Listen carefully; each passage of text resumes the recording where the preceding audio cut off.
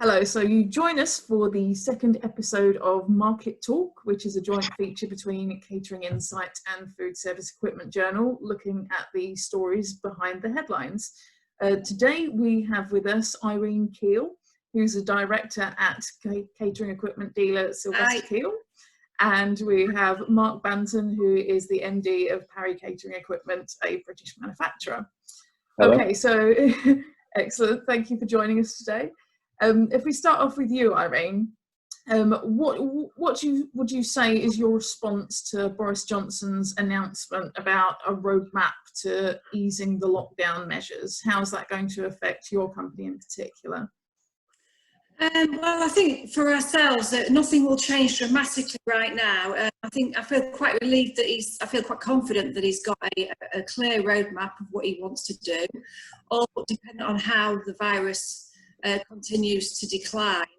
I think for ourselves, we've just got a couple of engineers that are on call, just doing breakdowns and emergency work for care homes and hospitals. In view of the fact that there's still no hospitality and education is still not open as yet, I think we'll be pretty much the same. My message I got from it was mainly construction. You know, like we've discussed before, the fact that the transport is potentially a bit of an issue. But for ourselves personally, we're just going to be plodding on as we have been doing. Nothing's really changed at the moment. Mm-hmm. And Mark, the same to you. What would your reaction be to the announcement? Well, I think it's pretty much as expected, to be honest. I mean, we'll just be continuing to work on a weekly basis, which is what we've been doing for the last 6 or 7 weeks. It's literally, for us, it's literally doing a cash flow every week, checking on orders every week, and then making a decision at the end of the week on what we do the following week. So we just manufacture to order at the moment. The announcement last night, obviously from Boris Johnson, it's, you know, coming at it this morning and looking at what some of the early reaction has been, and there is a feeling, particularly from the operator perspective, that while it gives a small glimmer of hope, it's not really the very clear instructions that people would have liked. And you know, in July seems the earliest time when we can expect to possibly open up again. What is your response to that? Would you have liked to see a sort of clearer roadmap to get to that point, or is that unreasonable at the moment?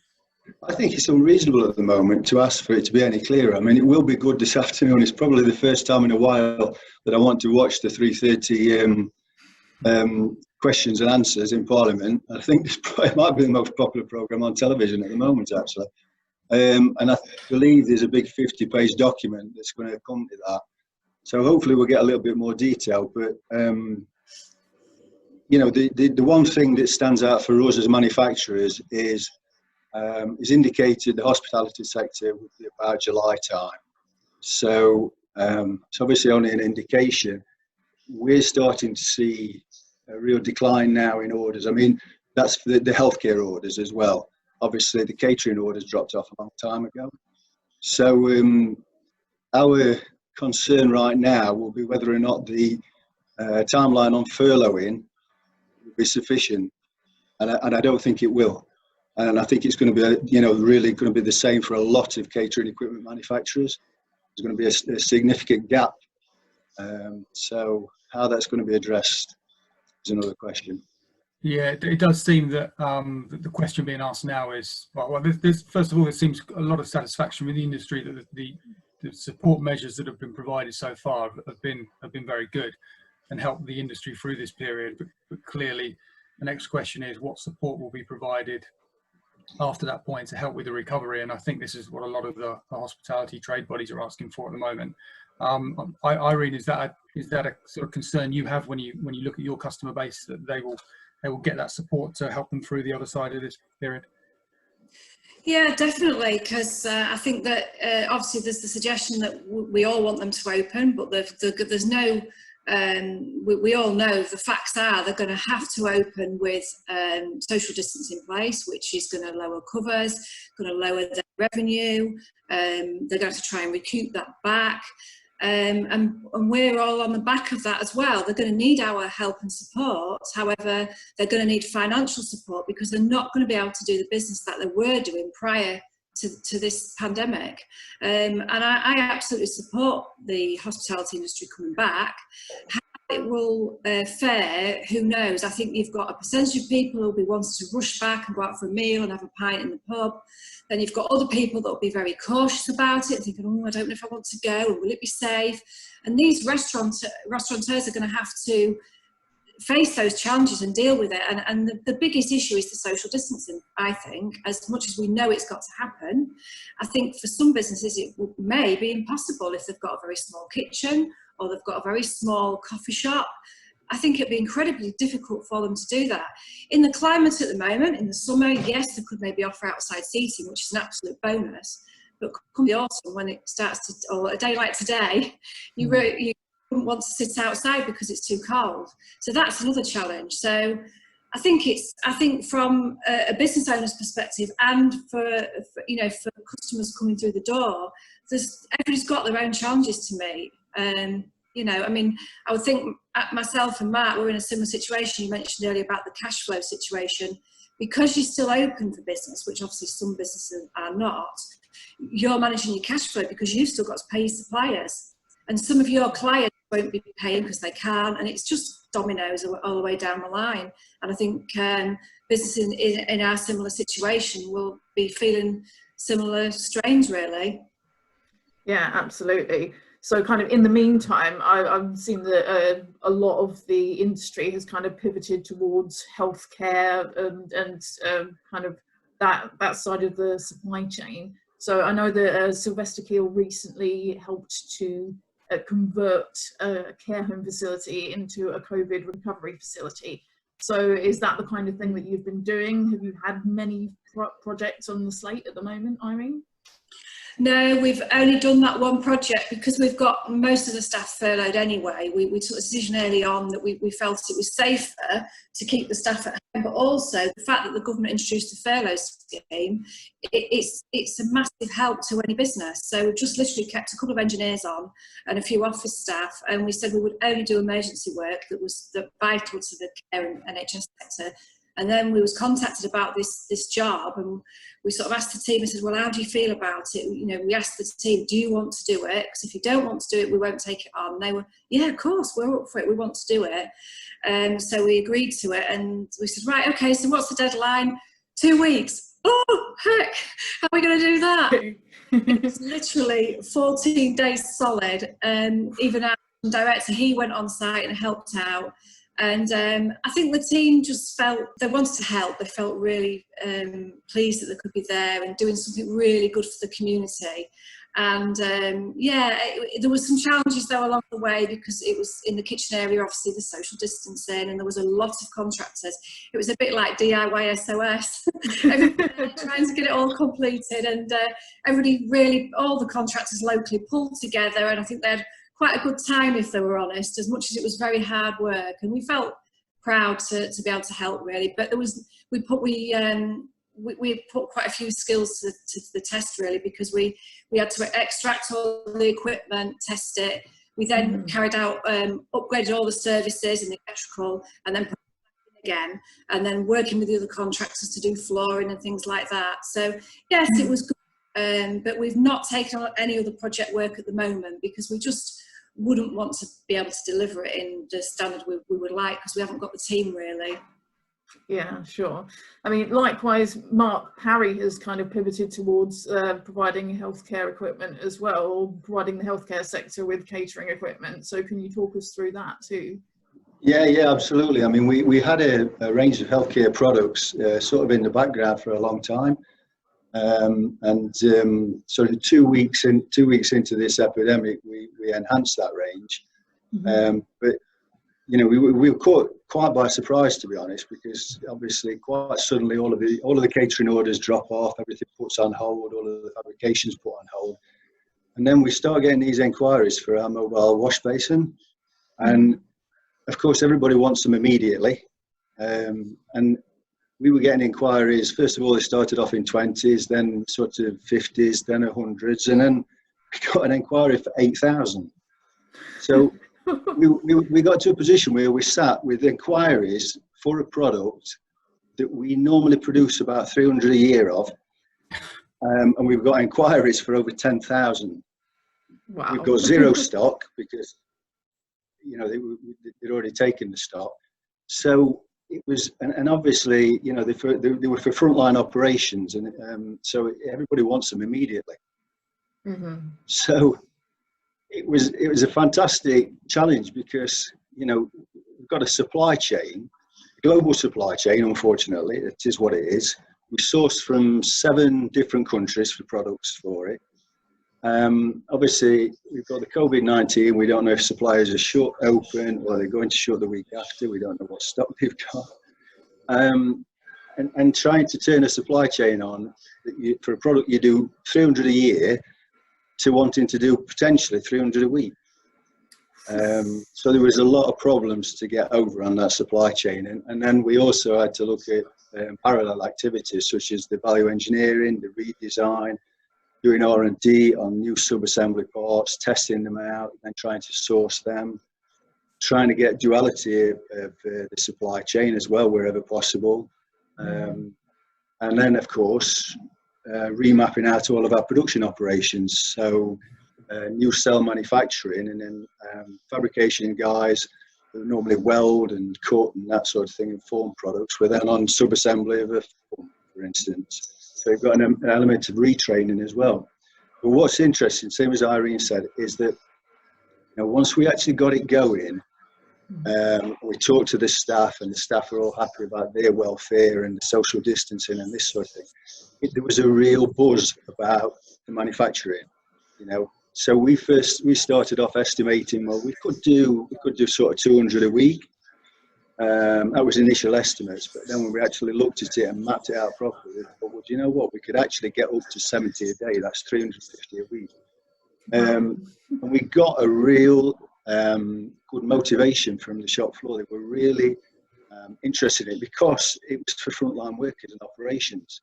You know, so there was a real good buzz about the factory. You know, and you can do all the lean manufacturing techniques in the world, but if you get people on board and if you get that culture, then, you know, what you can actually achieve is fantastic. So I think we got a real good buzz out of the people on the shop floor because they knew they were providing, you know, because obviously there was a lot of questions about the fact that they were at work. You know, I had people coming to see me on a regular basis saying every time I get up and come out to the house to go to work, the curtains are going next door and they're looking at me as if, what are you doing? You should be staying at home, you know, which is understandable. But the fact that they're actually providing something that was going into Nightingale, going into prisons and all this sort of thing it really developed a good feeling. And it's nice to feel as though you are contributing, you know, at a time like this. So it's good. Did that allow you to fulfil all the demands, Mark, or did you actually have to turn some orders away? Well, the inquiries were always around the lead time, and we never turned any orders away. No, we produced somewhere between 1,700-1,800 at the moment, and it seems to be in a second phase now. It seems as though that first phase that we think was all going to sort of frontline operations is probably fulfilled now. And what we're seeing is a lot of inquiries from distributors who are supplying to the building, into construction, but also a lot into facilities management. And so it's not quite the same level of activity. I mean, this week we'll only do about 150. And we're getting more inquiries now for sanitizer stations, those sort of things as well. So it does seem as though that those sectors now, and I would expect to see a little bit of acceleration with the announcement yesterday. But we'll see, as I say, because it literally is, and has to be on a weekly basis that we look at where we are. Yeah. So you employ about 65 staff, do you, in Draycott? Is that right? Yeah. We're 65 staff. I've furloughed a third at the moment. And as I say, so we still can sort of do up to 300 mobile wash basins if the orders land. Okay, so in terms of going forwards then, so Irene, for Sylvester Keighley, how do you see the business kind of coming out of this period? What measures are you going to put into place to kind of get everybody back on board and working safely out there, if indeed there is any work, with fingers crossed that the hospitality industry opens up in short order. What we did prior to the lockdown, we put as much social distancing in place that we could. We put cleaning regimes in with the offices that were documented, with all sanitisers, etc., and stopped all our sales team coming into the office. They were working from tablets, either at home or in their cars, things like that. We stopped visits to customers, and then we've continued it really. And then what we're trying to do is we're trying to plan who we're going to bring back and when and why, but it's very difficult until we know what the plan is for the phased back to work for businesses. I expect maybe the care sector to carry on as it has been. I don't know whether the service work may pick up slightly when people start, they start looking to more. We've been trying to get some servicing done over the period of time that we've been at the moment. For businesses that are closed, we've said, well, why don't we come servicing while it's quiet, so that when you do pick up again, you're not going to have your equipment letting you down, things like that. So we'll probably continue to try and do that and just phase the engineers back in as and when we need them, really. And then the staff, we don't have anybody working from home other than myself, so we'll just bring the staff back in as and when they're needed, with measures in place. Our desks are probably about 2 meters apart now anyway, so I've just got to try and negotiate with the staff, assure them that we've got everything in place so they feel comfortable to come back to work, which I think, to be honest with you, it's like you said, Matt, the people that are working now feel really humbled to be helping, and they've got that, even myself included. I think everyone's got that special little bit of part of them that feels like they're doing their bit, and that's why I think pretty much a lot of the staff will be quite keen to come back, because they've been at home for so long. I think they're so bored anyway. So I think as long as we assure them we've got things in place, then they'll be happy to come back. But I just think we're going to be dictated to by what the government plan is, and that's dictated to by how the pandemic carries on or not. I mean, I am concerned about a second spike, as probably everybody else is. And I don't think we can have a bit of a roadmap, a bit of a plan of action, but it's not going to be set in stone, because none of us really know what's going to happen and when, do we? Which for me, as a business owner, quite difficult to get my head around, because I like to have everything in order and know what I'm doing when, and life just isn't like that right now. Yeah, I'm a planner too. I love a good plan. So the same to Mark as well then, like, obviously it has to be a certain amount of reactive planning, but what would your roadmap be to get everything hopefully back up to full capacity at Parry? Well, we're quite fortunate. I mean, this factory is 50,000 square foot, so we've got plenty of manufacturing space, so, and the factory is already laid out now with distinct cells that allow for social distancing. We made sure that all of the operators have got their own sort of power tools now, compressed air tools, so there's no sharing there, plenty of wash facilities. So from a point of view of the social distancing and accommodating all of the workforce, and this is the same in the offices as well, we're fortunate that we've got ample space. So that's not an issue at all. It will just be around what orders come in, because we will not. I will not manufacture to stock now, because we have a full warehouse of stock. And if I manufacture to stock, then it just destroys our cash flow, and the cash flow is the king at the moment. We're completely up to date with paying all of our suppliers and PAYE and VAT, which I'm delighted about. Unfortunately, I can't say the same about our debtors. So you can't put too sharp a point on the cash flow at the moment. If the orders come in, we'll ramp up. If the orders don't come in, we'll have to furlough some more staff. Unfortunately, at the moment, I feel as though we're going to have to furlough some more staff way before it ramps up again. And we're just, and that's all we do. I mean, we do have a 6-month plan, but it's just a crystal ball right now, as I'm sure everybody says. As Irene says, it can only be on a weekly basis that you look at this, because it changes daily. And I think over the next couple of weeks, you're going to see a lot of changes as well. And I think everybody will be listening to what the government has to say on the daily announcements, and looking for little bits of improvement and what helps. So that's all we can do at the moment. It's quite a unique business situation, but it is what it is, and we've got to deal with it. Mark, what would you say is the biggest lesson that you've learned from this period?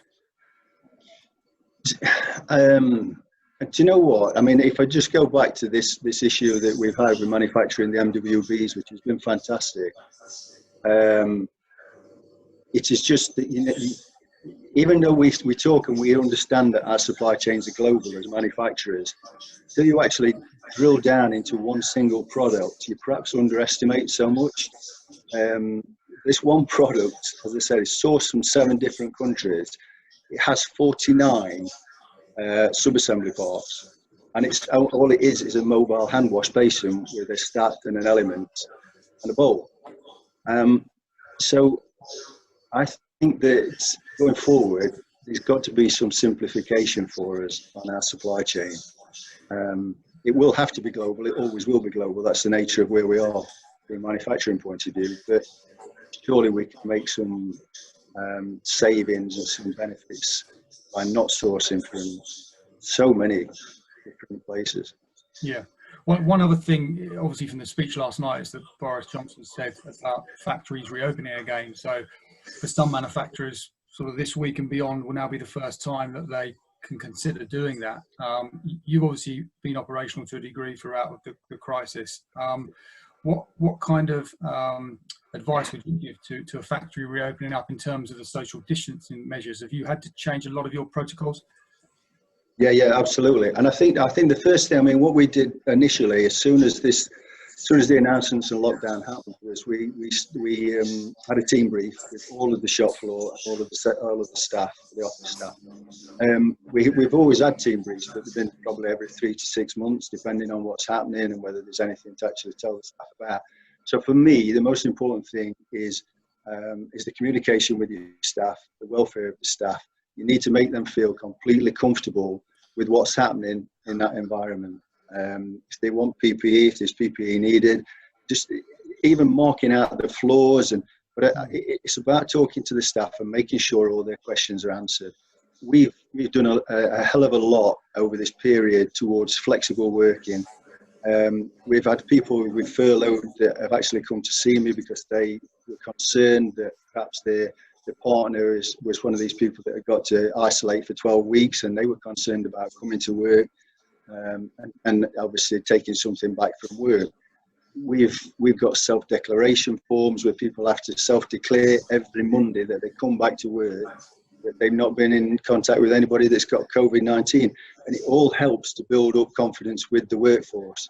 And you know, it's very much about putting their onus on each person to say, well, have I been anywhere that I could have been exposed to the virus? Am I confident that I won't expose anybody at work? And that sort of peer pressure, I think, helps generate confidence, and it helps generate a good culture amongst the workforce. And I think any factory starting back, the first thing that they need to do is they really need to think about what the questions are that their employees are going to have. Everything from how they get to work, what time they start, where the wash facilities are, all these sorts of hygienic elements need to be addressed before they actually start and think about manufacturing anything. And I think the other thing is that we're not a unionised workforce, but a lot of businesses are, a lot of manufacturers are. So the unions and the management need to be very, very tight, working together to convey the right messages to the employees. Yeah. Okay. Yeah. Just a quick last word to Irene then. How do you feel that Sylvester Keighley has been kind of reassuring its own workforce? And also the same question that was asked to Mark earlier, what's the biggest lesson that you've learnt from this whole crisis? Well, I do think that planning for something like this, I don't believe anybody, if we'd have known, we could have planned it better, but nobody did know. I don't think anybody could have predicted this happening. I think a little bit on the lines of what Mark said, I think the supply chain has been the biggest headache, had we have had any foresight. And I think cash planning as well, if we'd have known, I think we would have maybe managed cash differently. I don't know about you, Mark, as an owner and operationally running the business as well. I myself, for the first, I think 4 or 5 weeks of the lockdown, was just sorting out cash flow forecasting, finance, and HR. The HR has been a nightmare to manage, basically because the government couldn't always finalise the rulings. They changed rules and guidelines. So I think the planning of that, for me personally, as a business owner, and I do look after the HR, I would have liked to have maybe had my ducks in a row a little bit more, had a bit of forward planning. But yeah, and with the staff sort of getting them back to work, it's the same. You've just got to talk to them, make sure they feel confident to come back, and manage the process. I just think there's a lot of help out there for HR and finance, but it's finding the right type of help, because I think there's sometimes you can go on the internet, there's a lot you can read, and some of it isn't always true. And we know when it comes to matters like that, you've got to really try and get it right. Otherwise, as an owner, it can come back to bite you, and that's, it can be quite a bad time. And we know that with HR side of things, we've got to manage it, because it's unknown territory, as the saying's been said to me, and we don't know what fallout there's going to be from this. So yeah, I think probably planning for me, if I'd have had sort of a crystal ball, which, wow, if we'd have all had one of those, the planning would have been probably even more meticulous than it normally is. But that said, like you, Claire, I'm a planner anyway, annoyingly so. Excellent stuff. Okay, so thank you very much for joining us today. I think we will leave it there. So thank you for this episode of Market Talk, and we'll be back soon with another one.